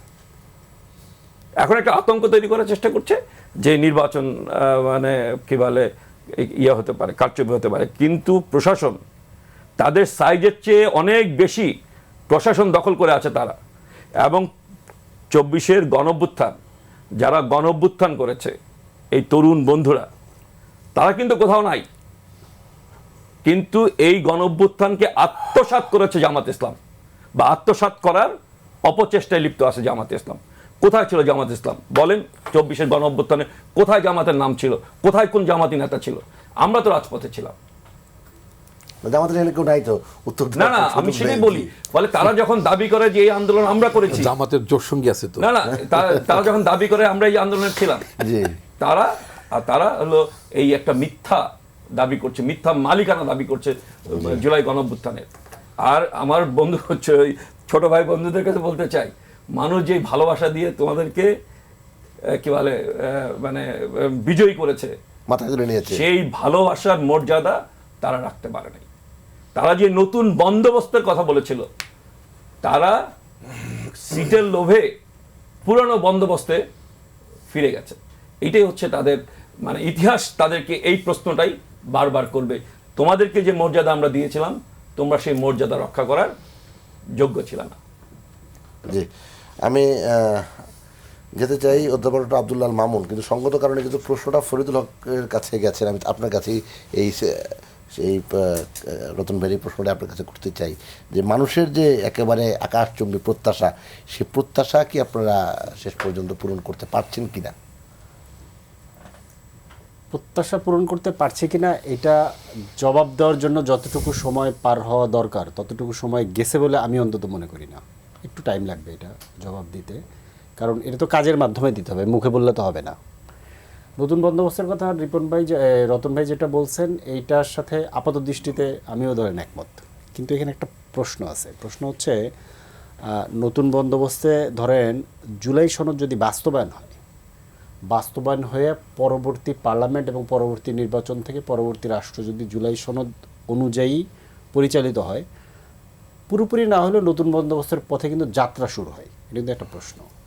এইখানে আমাদের সামনে যে ঝামেলাটা তৈরি হয়েছে সেটা হচ্ছে যে পুরো জুলাই সনদ কেন্দ্রিক যে আলোচনা এবং পুরো জুলাই সনদ কেন্দ্রিক যে মানে কি বলে যে জুলাই সনদকে নিয়ে গত 1.5 বছর ব্যাপী যে কর্মযজ্ঞ, এবং এখন আমাদের সামনে জুলাই সনদ যেখানে দাঁড়িয়ে আছে, সেই জায়গাতে আমরা কিন্তু বিএনপির দ্বারাও বেশ হতাশ হয়েছি। বিএনপির দ্বারা আমরা বেশ হতাশ হয়েছি। আমি নিজে ব্যক্তিগতভাবে অনেক হতাশ হয়েছি। যেমন আমি আপনার একটা জিনিস বলি, হতাশ হয়ে জামাতের সঙ্গে জোট করে না আমি বলি এটা এই প্রশ্নের উত্তর আমি আপনাকে দিচ্ছি। হতাশার জায়গাটা হচ্ছে যে ধরেন আপনি কি এখনো খুব ডেলিভারেটলি বিএনপিকে বলতে দেখছেন যে জুলাই সনদে হাবোটের পক্ষে আমরা প্রচারণা চালাবো? বিএনপি কেন বলে না? তাদের দ্বিধা কেন? তারা তো যে সংসদ ভবনে সাইন করে আসছে ছাতা মাথায় দিয়া সাইন করে আসছে না, ওই যে না হাবোটের পক্ষে কেন চালাচ্ছে বিষয়ে তাদের আপত্তি আছে। নোট অফ ডিসেন্টের 14টা নোট অফ ডিসেন্ট থাকবে এটা বলে দেওয়া হয়েছে, 2টা শুধুমাত্র থাকবে না। 16টা নোট অফ ডিসেন্ট ছিল, 2টা শুধুমাত্র থাকবে না। আপার হাউস, সংবিধান এবং সংবিধিবদ্ধ প্রতিষ্ঠান, 2টার জন্য তারা কি পুরোটাকে বাতিল করে দিবে? কি করবে? তার আমার কথা হচ্ছে পরিষ্কার অবস্থান নেওয়া দরকার আছে। তারা কিন্তু এটা নেয় না। এইটা কিন্তু একটা অন্যদেরকে ঘোলাপানিতে মাছ শিকার করার সুযোগ তৈরি করে দিয়েছে। কারণ আমরা যেটা বারবার, এবং আরেকটা বড় এই যে সমস্যাটা হয়েছে যে যেহেতু বিএনপির কেন্দ্র থেকে পরিষ্কার অবস্থান নিচ্ছে না, তাতে করে বিভিন্ন জায়গাতে তৃণমূলে আমরা অনেকগুলো জায়গাতে দেখছি উল্টাপাল্টা কথা বলে, যে যেমন ধরেন যদি জুলাই সনদে হাবড় দেন তাহলে 26শে মার্চ 16 ডিসেম্বর থাকবে না, কিংবা ধরেন বিসমিল্লাহ থাকবে না, এই ধরনের প্রোপাগান্ডা কিন্তু বিএনপির নেতাকর্মীরা করতেছে। রাষ্ট্রধর্ম ইসলাম, ইসলাম থাকবে না, এটা কিন্তু বিএনপির নেতাকর্মীরা করতেছে। এই সুযোগটা কিন্তু তৈরি হয়েছে, এবং এর মধ্য দিয়ে ঘোলাপানিতে মাছ শিকার করার যারা করতে চায়, ধরেন আমাকেই রিপন ভাই সুযোগ করে দিচ্ছে, যেহেতু উনি পরিষ্কার অবস্থান নিচ্ছে না, যেহেতু আমি রিপন ভাইয়ের অপোজিট টেবিলে আছি, আমি ওনাকে যতই সম্মান করি, যতই শ্রদ্ধা করি, আমি যতই চাই যে উনি এটা করুক, কিন্তু আমি তো ওনার অপোজিট টেবিলে বসা, তাহলে তো আমি ওনার যখন একটা দুর্বলতা আমি পাবো, আমি তো সেটা বলবোই, খুব স্বাভাবিক। এই জায়গাটা কিন্তু তৈরি হয়েছে। এবং এই পুরো সংস্কার প্রক্রিয়ার মধ্যে, যদিও আপনি এটা বলতে পারেন, এটা আমরাও বলেছি যে সংস্কারের যে পলিটিক্স, বাংলাদেশের রাষ্ট্র সংস্কারের যে প্রকল্প, এই প্রকল্প জামাতের প্রকল্প না। জামাত কখনো সংস্কারের পক্ষে অবস্থান নেয়নি, কখনোই জামাত সংস্কারের রাজনীতি নিয়ে আসেনি। গণ অভ্যুত্থানের পরে সংস্কারের রাজনীতি যখন প্রমিনেন্ট হয়েছে, জামাত এটাতে যোগ দিয়েছে, এবং যোগ দিয়ে জামাত বেশিরভাগ জায়গাতে একমত পোষণ করেছে। হ্যাঁ, তারা তাদের নিজেদের কিছু এজেন্ডা পুশ করার চেষ্টা করেছে, যেটাকে আবার কিন্তু আমরা এই সময় বিরোধিতাও করেছি। এখন ব্যাপারটা যেটা হয়েছে যে তাদের এই জোটের যে জায়গাটা, জোট তো না, আমরা একটা আসন সমঝোতা, নির্বাচনী আসন সমঝোতা একটা কৌশলগত কারণে আমাদেরকে করতে হয়েছে। 1 বছর হয়নি একটা দল, আপনি যে প্রত্যাশার কথা বললেন, এই প্রত্যাশা পূরণ করা 1 বছর হওয়ার আগে নির্বাচন এত বড় কর্মযজ্ঞ, এবং নির্বাচনে এখনও ধরেন, মনে করেন যে জায়গায় বাংলাদেশে নির্বাচন আছে, এখনও ধরেন আমাদের মতো মানুষ টাকা ছাড়া যায় নির্বাচন করব, আমরাই ধরেন ভাবতে পারি না। আমরা অনেক বেশি ধরেন নিজেদেরকে মনে করি, যে কি বলে, অ্যাডভান্স মনে করি। অন্যদের যে অবস্থা আমরা করতে গিয়ে দেখছি, এটা ভয়াবহ খারাপ অবস্থা। তো এই পরিস্থিতির মধ্যে অ্যাট এ টাইম পুরাটা করতে গিয়ে, মানে যেটা হয় যে আপনার পেট এত বড়, আপনি বিরাট খাবার ধরে নিতে চাইলেন, আপনার জন্য একটা বদহজম হওয়ার কিংবা উগড়ে দেওয়ার একটা ঝুঁকি তৈরি হয়। এই ঝুঁকিটা না নিয়ে ধীরে ধীরে আগানোর মতো একটা কৌশলগত অবস্থান নিয়েছে। এটার সাথে যে আবার পার্টির সবাই একমত তাও কিন্তু না, কেউ কেউ ঝুঁকি নেওয়ার পক্ষেও ছিল। এখন বাস্তবতা পরিস্থিতি অনেকগুলো বিষয় এটাকে অ্যালাউ করেনি। একটা জিনিস ধরেন, আছে এখানে, কি বলে, যে একটা অভিযোগ আছে যে আদর্শিকভাবে জামাতের সাথে তোমাদের যায় কিনা, কিংবা রাজনৈতিকভাবে যায় কিনা, এগুলো নিয়ে তো আমাদের অনেকগুলো বিতর্ক আমরা অলরেডি করছি এবং চলমানও আছে। এখন দেখেন যে জামাতের যে প্রশ্ন, জামাতের সাথে তো ধরেন 22 বছর বিএনপি এবং জামাত একসাথে, সহজ উত্তর তো রেডি আছে। এখন যেদিক থেকে কাফি ভাই বললেন, যেটা জামাতের পক্ষ থেকে যেভাবে জামাত করতেছে, বিএনপি যে করতেছে না, আমরাই এটা কিভাবে বিশ্বাস করি? আপনি খেয়াল করে দেখেন, ওনারা যে আসলে ধরেন জাস্ট 5 তারিখ পর্যন্ত দুইজন এক দলে ছিল, পরের দিন দুইজন ঠিক 180 ডিগ্রি অপোজিশনে চলে গেল। ওনারা যে আসলে এই অপোজিশন খেলা, শেষে কি ওনারাও জাতীয় সরকার করবেন কিনা এটা তো আমরা জানি না। জাতীয় সরকারের কথা প্রথম বিএনপি বলেছে, এরপরে কিন্তু 5 তারিখের পরে ছাত্রনেতারা 5 তারিখ রাতে তারেক রহমান সাহেবকে বলেছিলেন, উনি তখন না করার পরে ওটা আর হয়নি। এরপরে তারেক রহমান সাহেব কিন্তু অনেকবার জাতীয় সরকারের কথা বলেছেন। তো এই জাতীয় সরকার এখন দেখেন ওনারা কিন্তু আবার বলতেছেন জাতীয় সরকার হলে গণতন্ত্র কিভাবে হবে, এখন ওনারাও যে আসলে কি হবে, এই সবটা কিন্তু ঠিক না। তবে ভাই আমি একটা জায়গা থেকে আপনাকে একটু কারেকশন করে দিই, একটু কারেকশন করে দিই, তাহলে মানে দর্শকরা একটু বিভ্রান্ত হবে। সেটা হচ্ছে যে জাতীয় সরকার ব্যাপারে আমাদের একটা অবস্থান আছে, সেটা কারা, যেমন মাহমুদুর রহমান মান্না, যেমন জুনায়েদ সাকি, বিএনপি জোটের যারা আমাদের সাথে সমমনা, যারা আমরা একসাথে, যারা আমরা যুগপৎ আন্দোলন করেছি, বসেছি, মত বিনিময় করেছি, প্রোগ্রাম চক আউট করেছি, এবং 31 দফা যখন আমরা বানিয়ে, ইনফ্যাক্ট এটা তো 31 দফা তো ছিল না, আমাদের পার্টনার্সরা তারা বসেই কিন্তু ফাইনালি 31 দফা এন্ডোর্স করেছেন তারা। তাহলে আমাদের 31 দফা প্রণয়নের ব্যাপারে কি আমাদের কোনো কন্ট্রিবিউশন আছে বা অন্য কোনো পার্টির আছে? না। আমরা গভর্নমেন্টে গেলে এইটা আপনি প্রশ্ন করতে পারেন যে যাদেরকে আপনারা আসন কিছু ছেড়ে দিলেন তাদেরকে মন্ত্রিসভায় নেবেন কিনা, এটা একটা মানে খুবই পার্টিনেন্ট কোশ্চেন হবে। কিন্তু অন্যদের সাথে তো আমাদের কোনো প্রমিস নাই। আমরা বলেছি যে হ্যাঁ, যে আমাদের যারা পার্টনার্স তাদেরকে নিয়ে আমরা নির্বাচনের পরবর্তীতে উই ক্যান ফর্ম গভর্নমেন্ট। এবং এখানে সরলভাবে যেটা বলে যে অতীতে তো আমরা দেখেছি, 2001-এও দেখেছি যে জামাতের সঙ্গে বিএনপি অ্যালায়েন্স ছিল, মানে ছিল না তা না, ছিল, কারণ আমরা করছি, সমস্যা কি? বিএনপি। আমি আবার আপনাকে বলি,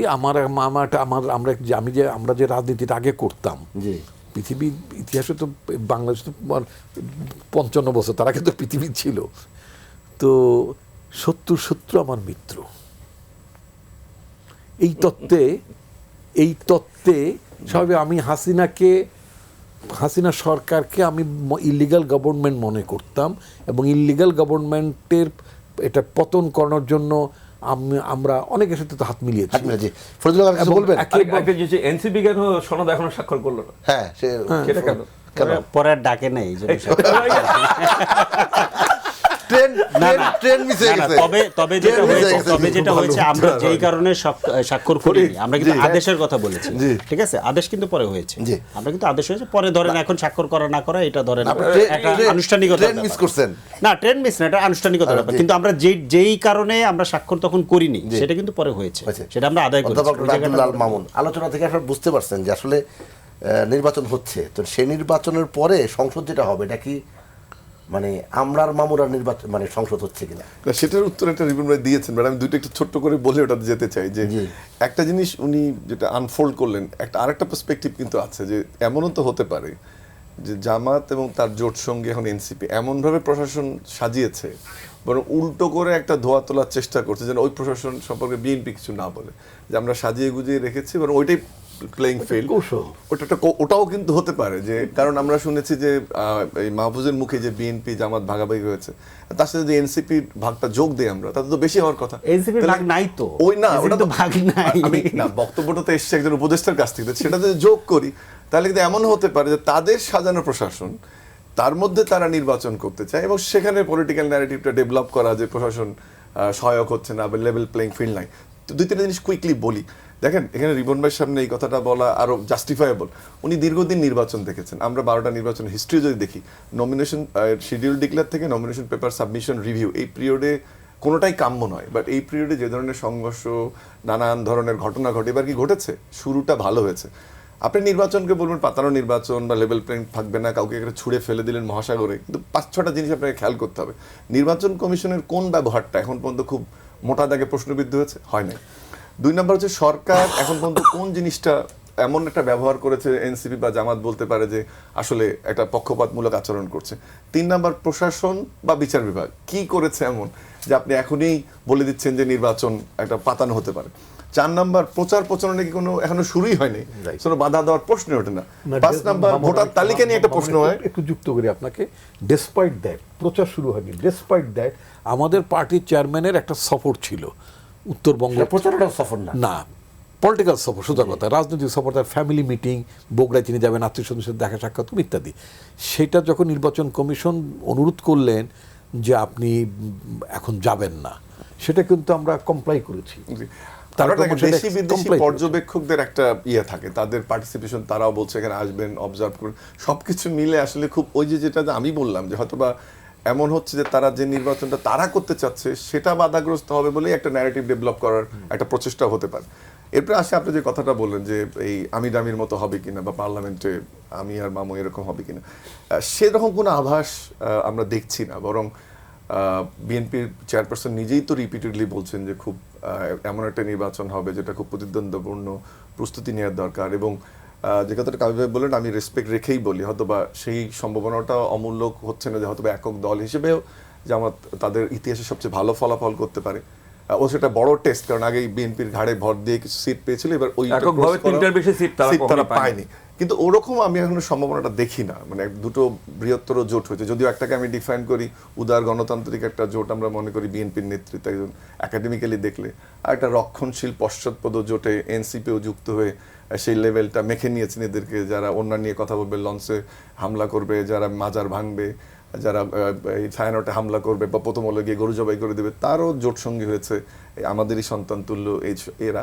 তো এই দুটো জোটের যে যদি আমরা দেখি যে আউটকামটা কী হবে, যেটা জোটবদ্ধ নির্বাচনের দিকে গেছে, আমার মনে হয় না এরকম কোনো পার্লামেন্টের দিকে যাবো। আরেকটা জিনিস আমরা চাই না, যেটা রিবন ভাই একটু আনলেন, আমি একজন শিক্ষক হিসেবে অবশ্যই দেখতে চাই না, আমরা একটা শক্তিশালী বিরোধী দল দেখতে চাই। সেই শক্তিশালী বিরোধী দলের মানে এটা না 30টা সিট, বরং যারা ইফেক্টিভ রোল প্লে করবে পার্লামেন্টে। আমরা দেখতে দেখতে আমাদের অধিকার হরণ করা হয়েছে, আমরা ভাগযোগের নির্বাচন দেখেছি, জাতীয় পার্টির কথাটা যেটা রিপন ভাই বললেন, আমরা এটার দিকে দেখতে চাই না, বরং এমন একটা পার্লামেন্ট যেটা মানুষের অধিকার নিয়ে কথা বলে, এবং এমন একটা নির্বাচন হবে যেটা সবার কাছে গ্রহণযোগ্য। তারপরে যে পার্লামেন্ট গঠিত হবে, তারা আমাদের তো আসলে সমাজ, অর্থনীতি সবগুলো একটা ভঙ্গুর দশার মধ্যে আছি।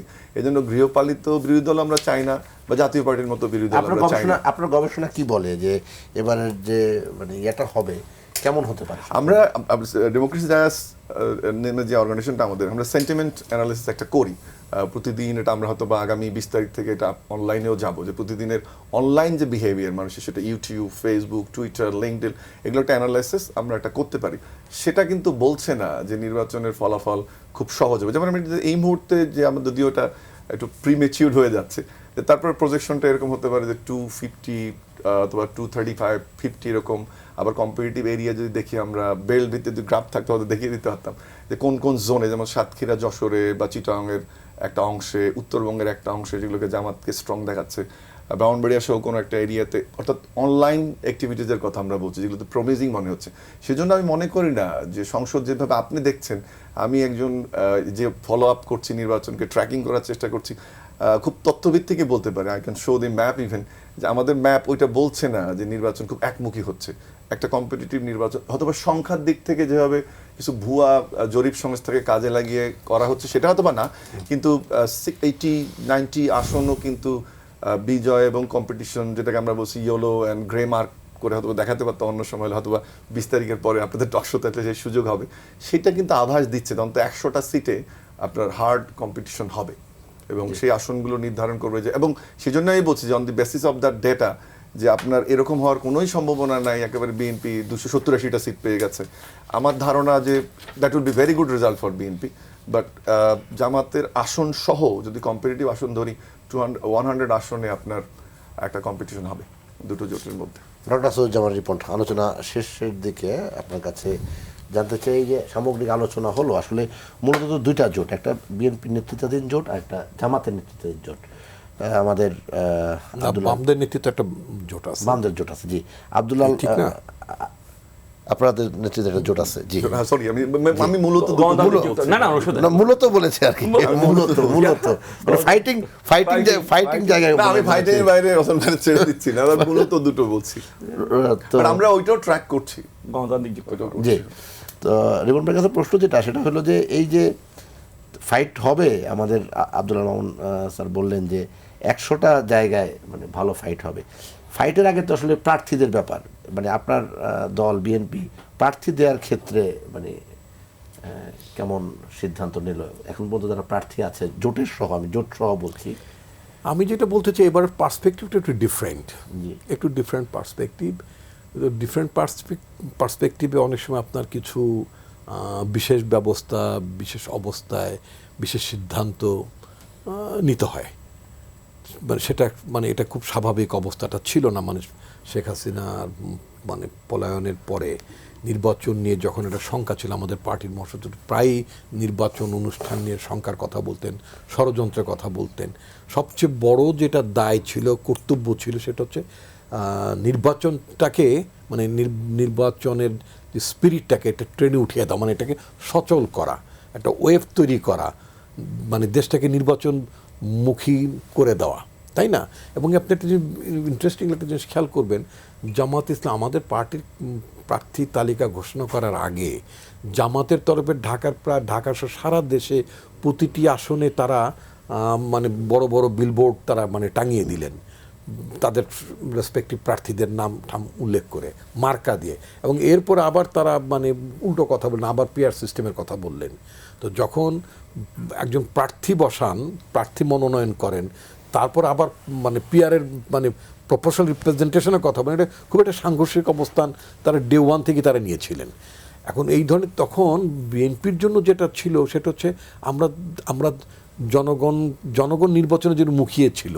এখন যদি আমরা খুব নির্বাচন তফসিল ঘোষণা পরে তারপরে আমরা মানে প্রার্থীদেরকে করব, কি বলে আপনার এক্সপ্রেশন অফ ইন্টারেস্টের জন্য আমরা তাদেরকে মানে আহ্বান করব, তারপরে সেখানে একটা বোর্ড বসবে, পার্লামেন্টারি বোর্ড বসবে, প্রোজ অ্যান্ড কনস ডিসকাস করবে, করার পরে প্রার্থিতা ডিক্লেয়ার করাটা মানে সাধারণত একটা প্রক্রিয়া বা পদ্ধতিগতভাবে যেটা ইতিপূর্বে সবসময় প্র্যাকটিস ছিল এই দেশে, সেটা করতে হলে মানে সেটা করা যেত, যে সময়টা ছিল সময় কভার করা যেত না। নাম্বার 2 হচ্ছে দেশটাকে নির্বাচনের ট্রেনে উঠিয়ে দেওয়া।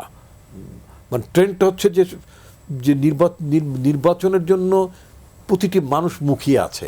এখন আমরা সেটার জন্যই আমরা ঠিক এইবার বলা যেতে পারে যে আপনি যেটা বললেন, yes party party might have মানে লট অফ টুলস, তারা যেটা বিবেচনা করে তারা প্রার্থীতা ঠিক করেছেন।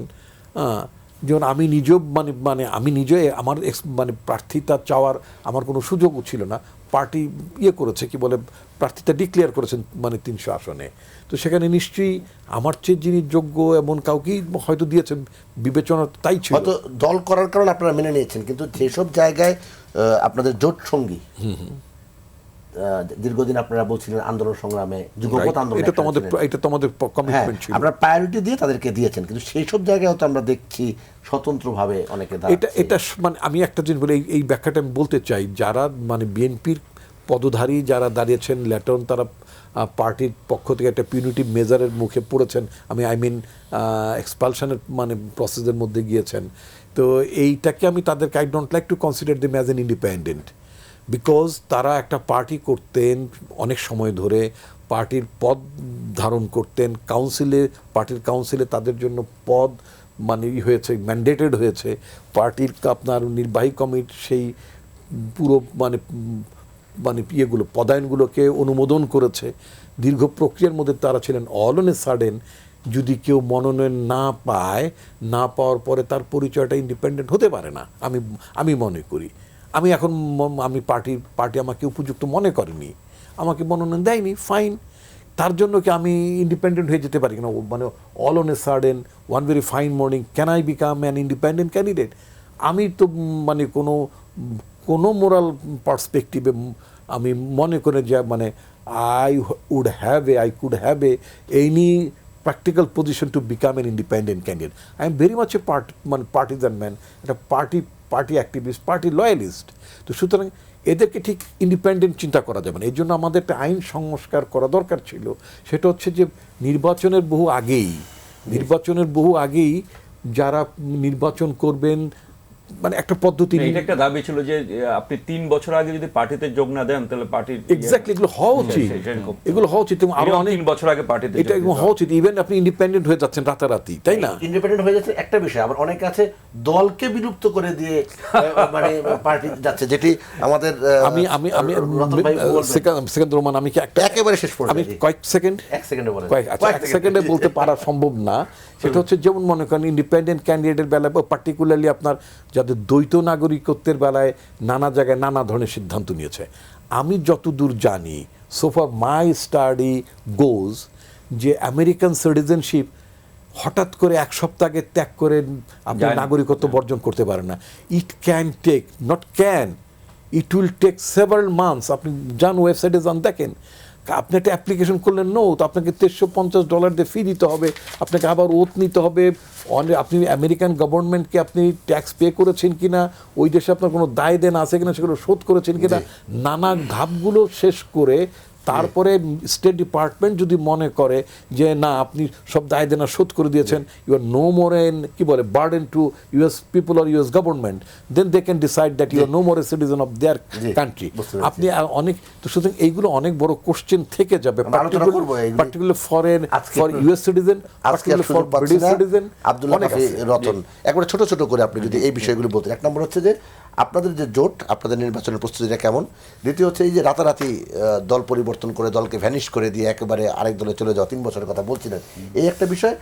আর যেসব জায়গা দীর্ঘদিন ধরে জোট সঙ্গী হিসেবে তারা রাজপথে ছিলেন, এখন নির্বাচনের সময় এসে দেখা যাচ্ছে ওই যে একজন সেখানে বিদ্রোহী দাঁড়ায় গেল, যদি রিপন ভাই বিদ্রোহী বলতে রাজি না, তারা পার্টিরই লোক, পার্টি তো চাইলেই তারা বাদ হয়ে যেতে পারে না। হ্যাঁ, আমাদের নবগঠিত যেই জোট গণতান্ত্রিক যুক্ত ফ্রন্ট, আমাদের বাম গণতান্ত্রিক জোটের সাথে বাংলাদেশ জাসদ যুক্ত হয়ে গণতান্ত্রিক যুক্ত ফ্রন্ট হয়েছে। আমরা 153টা আসনে আমাদের মনোনয়ন দিয়েছে, আমাদের পার্টি 65টা আসনে মনোনয়ন দিয়েছে। তো 20 তারিখের পরে বোঝা যাবে যে আসলে কতজন আমরা নির্বাচন করছি। এটা হচ্ছে আমাদের দিক থেকে কথা। আরেকটা হচ্ছে যে আমি অনেক বছর ধরে কতগুলি দল হলো প্র্যাকটিস করতেছিল। তো এইটা যদি একটা মতাদর্শ নিয়ে তারা কাজ করতেছিল বা একটা লক্ষ্য নিয়ে তারা কাজ করতেছিল, তো যদি এখন সংসদের একটা সিট যদি তাদের সমস্ত মতাদর্শকে ধূলিসাৎ করে দেয়, পার্টি বিলুপ্ত করে দেয়, এরকম 3-4টা ক্ষেত্র তো হয়েছে যে পার্টি বিলুপ্ত হয়ে গেছে এবং পার্টি বিলুপ্ত হয়ে যাবে আর কি। এবং সবচেয়ে খারাপ লাগে আমার নুরুর জন্য আর কি, যে তার একটা কষ্ট করে অনেক লড়াই সংগ্রাম মাই পিট খেয়ে হলো সে একটা দল দাঁড় করাইছিল। জেনারেল সেক্রেটারি একদিকে গেছে, সে আরেক দিকে গেছে, এবং জানি না ইলেকশনের পরে তার দল থাকবে কিনা, তাকে বহিষ্কারেরও দেখি বিজ্ঞপ্তি ছাপা হয়েছে। তো এই যে এইভাবে একটা নিজের অস্তিত্বকে বিলীন করে দেওয়া শুধুমাত্র একটা আসনের জন্য, হ্যাঁ, তো সংসদীয় আসন দিয়ে কী করবে? শুধুমাত্র কি আইন প্রণয়নের জন্য এই সংসদীয় আসন, নাকি ক্ষমতা ভোগ করার জন্য এই সংসদীয় আসন? আমি যদি দুর্নীতিবাজ না হয়, আমি যদি বলি, তাহলে তো ক্ষমতা ভোগ করার জন্য, তাই না?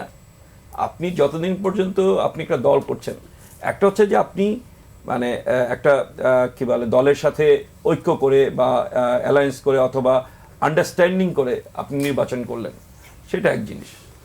সেটাই করতো যদি আরপিওতে ওই যে ওই ক্লজটা না থাকতো, মার্কাটা যদি না থাকতো। হ্যাঁ, তো শফিকুর রহমান সাহেব এখন বড় বড় কথা বলে, উনি ধানের শীষ নিয়ে ইলেকশন করছে না। তো এইটা কেন করতে হবে? আমরা তো কমিউনিস্ট পার্টি, আমাদের বিরুদ্ধে বদনাম আছে, আমরা নৌকা মার্কা নিয়ে জয়লাভ করছি। আমরা যখন 93 সালে আমাদের পার্টি ভেঙে একদল লোক চলে গেছে, তখন আমরা যে স্পেশাল কনফারেন্স করেছিলাম, সেখানে আমরা সিদ্ধান্ত রেজুলেশন নিয়েছি যে আর কোনোদিন অন্য দলের মার্কা নিয়ে আমরা নির্বাচন করবো না। যতদিন আমাদের পায়ের নিচে মাটি দাঁড়াবে না, যতদিন পর্যন্ত আমরা একা জিততে পারবো না। হ্যাঁ, আন্ডারস্ট্যান্ডিং করতে পারি, কিন্তু অন্যের মার্কা নিয়ে জেতার আর কোনো প্রয়োজন নেই। কারণ একটা অন্য দলের মার্কা নিয়ে জিতলে পার্লামেন্টে তো আপনি যতই যাই বলেন, ওই যে মানে সংসদীয় খাতায় কিন্তু আপনি ওই দলের প্রার্থী হিসাবে থেকে গেলেন আর কি। তো ফলে এইভাবে যারা করেছে তাদের জন্য আমি একটু খারাপ লাগে যে এতদিন ধরে নানা রকম আমি যে নামগুলি বললে তো আরো খারাপ লাগবে, যে তারা কত রকম চেষ্টা করেছে নিজের দলকে দাঁড় করানোর জন্য, কিন্তু শেষে এসে তারা আত্মসমর্পণ করেছে। এইটা সম্ভবত আমাদের এই রাজনীতির জন্য খুব খারাপ। আরেকটা আমি দেখলাম, আই এম নট শিওর, মানে আজকে নারীরা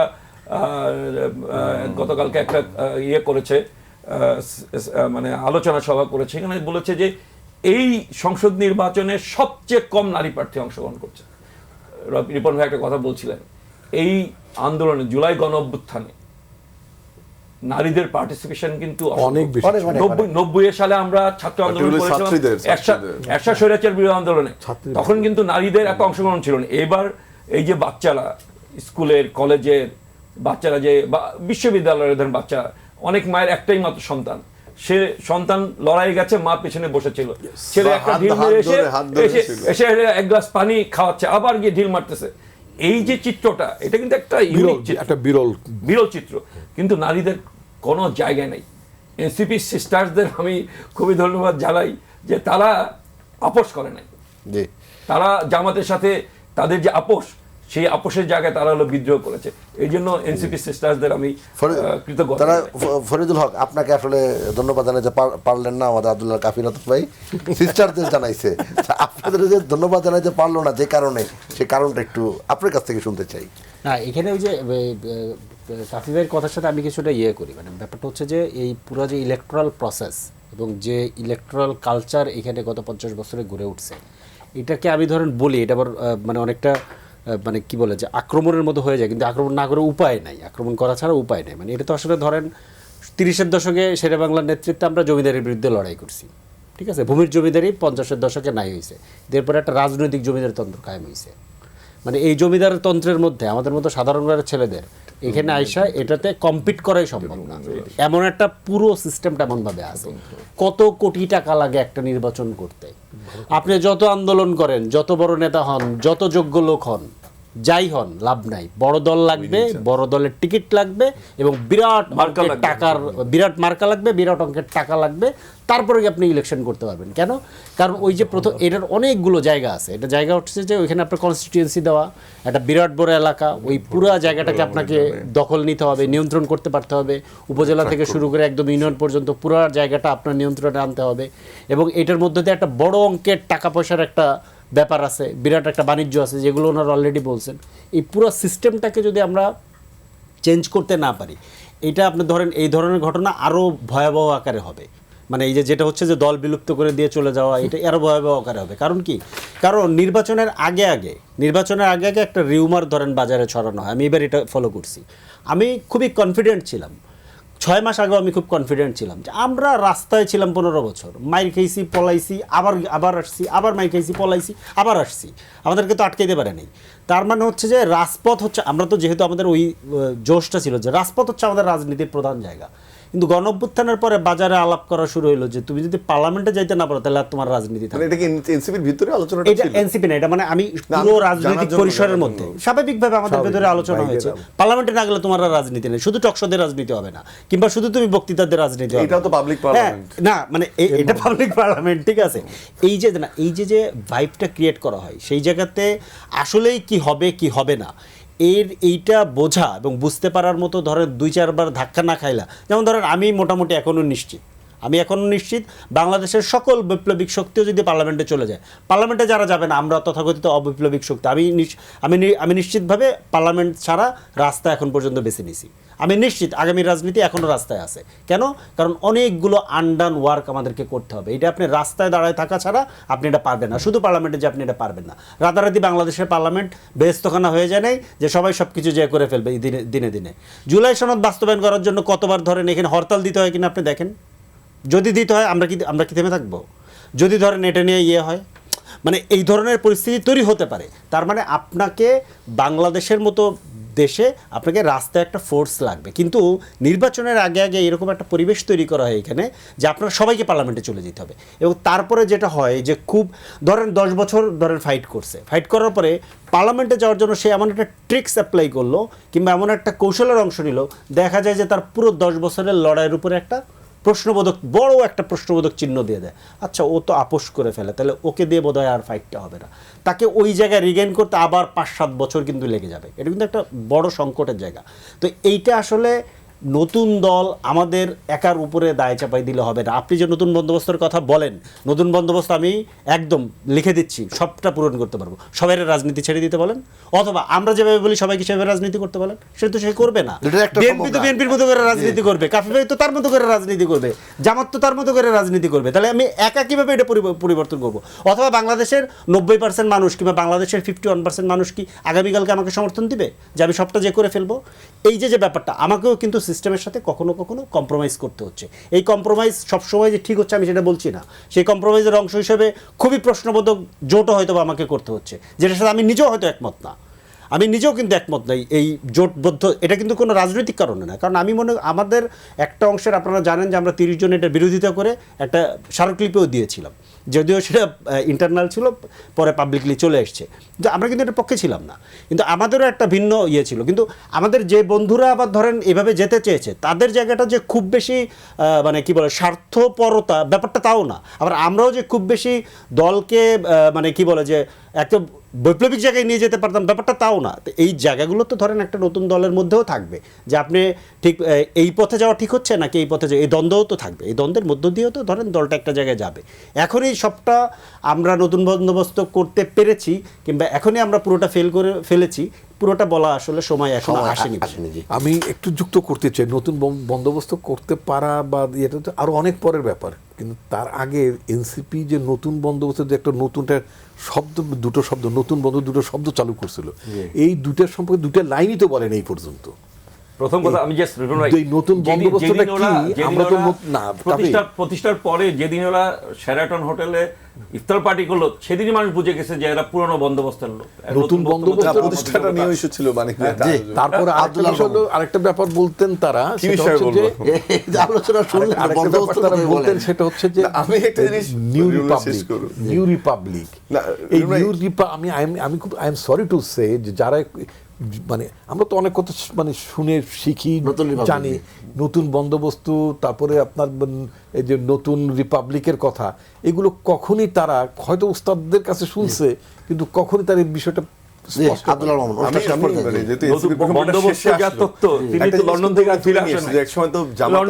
বিএনপির অ্যালায়েড ছিল, কিন্তু বিএনপিকে কিন্তু তার জন্য অনেক মূল্য দিতে হয়েছে এবং বিএনপির বিপক্ষে আওয়ামী লীগ একটা সমাজের একটা অংশকে নিয়ে গেছে। এই ধাক্কাটা এনসিপি আসলে পারবে না সামলাতে, ওটা নিঃশেষ হয়ে যাবে। জামাত এমন এক জিনিস, আপনার যদি সে বন্ধু হয় আপনার আর কোনো শত্রুর দরকার নেই। দ্বিতীয় জিনিস একটা দেখেন যে কথাটা যদি আসলো যে এমপির কথা উনি সুন্দর করে বললেন, সেটা তো সবচেয়ে বড় বাজে উদাহরণ হয়ে গেল আমার এনসিপির বাচ্চারা, যে তারা ক্ষমতার একবার স্বাদ পেয়ে আবার ওই পার্লামেন্টারি পলিটিক্সের মধ্যে বা মন্ত্রী ছিল বা পার্লামেন্টারি পলিটিক্সে ঢুকে গেল। অথচ আমরা যে তৃতীয় ধারার রাজনীতি বা তৃতীয় একটা শক্তির আশা করেছিলাম, এবার সবচেয়ে বড় সেই সুযোগটা ছিল, এবং সেখানে যাদের অংশ নিয়ে এটা হওয়ার উচিত ছিল তাদেরকে সাথে নিয়ে এই একটা অপমৃত্যু ঘটলো বলে আমি মনে করি।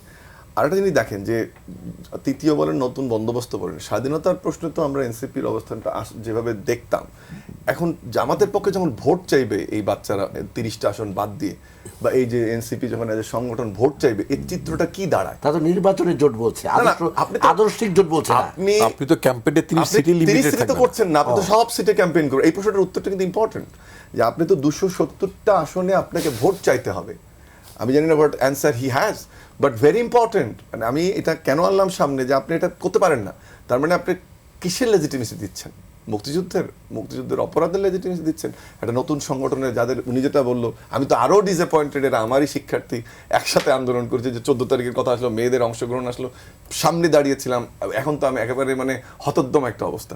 শেষ করতে চাই, যেটা আপনার ইয়েটা শেষ হবে, আমি যেটা বলতে চাই যে এই যে দল সুইচ করা বা বাধ্য করে মার্কা নেওয়া, এটা শুরুটা কিন্তু হয়েছে আসলে এই আরপিও সংশোধন, যেটা আপনি বলেন ওই আলোচনার থেকে। আমি কাউকে সাথে একটা জিনিস যোগ করি, যে একদিকে যেমন অন্যের মার্কা নিয়ে নির্বাচন করা খারাপ, বাট সাংগঠনিক ইতিহাস যদি আপনি দেখেন, অন্য দলের নির্বাচন নিয়ে নেগেটিভলি আমি যদি পার্লামেন্টে যাওয়াটাকে না দেখি, একটা পলিটিক্যাল পার্টির গ্রোথেও কিন্তু হেল্প করে। কিন্তু এবার কেন আরপিওটা সংশোধন করে, যে একটা পূর্ব পরিকল্পনার অংশ কিনা, যে কারণে এনসিপি আবার চলে গেল কিনা জামাতের সাথে, সেটাও কিন্তু একটা প্রশ্ন করতে হবে। এটা কিন্তু খুব ভালো ডিসিশন, মার্কা আরেকজনের মার্কা ইলেকশন করতে না পারা। না কিন্তু ভাই, আপনি তো হিস্ট্রি দেখেন, গ্রোথের জায়গায় কিন্তু অনেক সময় পজিটিভলি এটা ইম্প্যাক্ট করে। আর আপনি যেটা বললেন যে কোনো বিএনপির কোনো প্রার্থী তার সে তো দলে, সে স্বতন্ত্র না, তাহলে সেদিক থেকে বিএনপি নিশ্চয়ই ব্যবস্থা নেবে, কারণ আমরা বিএনপির ওই কমিটমেন্টটা কিন্তু দেখতে চাই।